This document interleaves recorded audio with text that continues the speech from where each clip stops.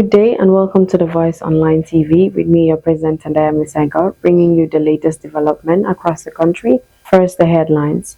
PDOIS scribe calls for opposition coalition to unseat President Barrow. Gambian man sentenced in Scotland to 16 years for fatal stabbing of wife.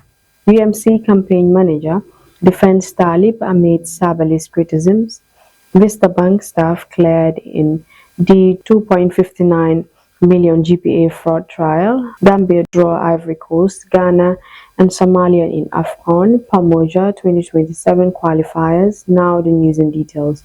National Assembly member for Woolly East, Honorable Swaibu Ture, has called for opposition unity and electoral reforms to unseat President Adama Barrow in December elections.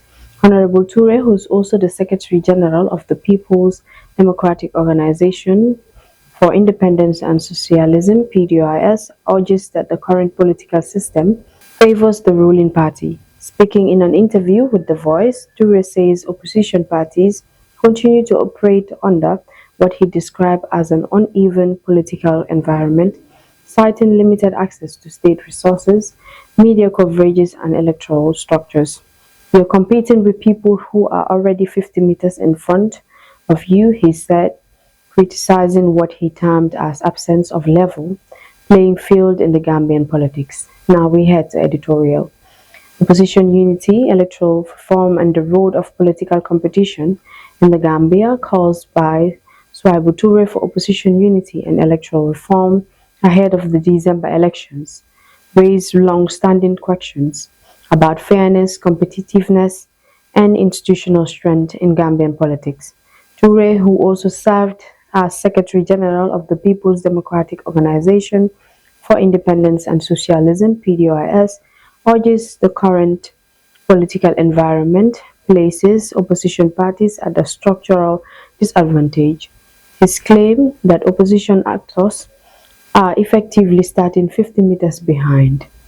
The ruling party reflects a broader concern frequently voiced in emerging democracies where the formal electoral competition is truly equal when access to resources, media visibility, and state institutions is even.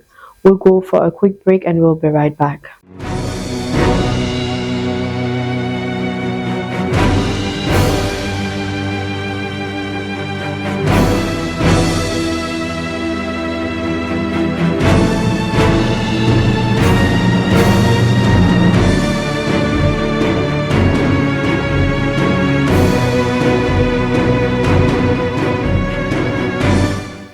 Welcome back. If you're just tuning in, I'm your presenter, and I am Miss Anger. Now, sport news. Gambia draw Ivory Coast, Ghana, and Somalia in AFCON Pamoja 2027 qualifiers. The Gambia have been drawn alongside Ivory Coast, Ghana, Somalia in the qualification campaign for the Total Energies Africa Cup of Nations AFCON Pamoja 2027, following the official draw conducted on Tuesday. The Scorpions face a difficult task in their bid to qualify for continental tournament, with former African champions Ivory Coast and Ghana among the teams in the group, while Somalia complete the 4-team pool.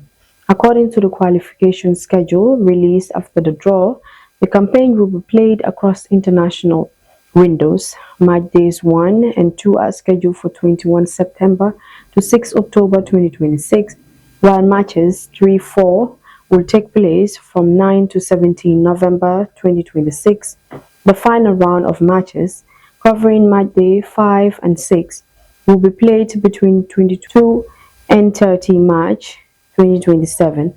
The AFCON Pamoja 2027 tournament will bring together Africa's top national teams in the battle of continental honors.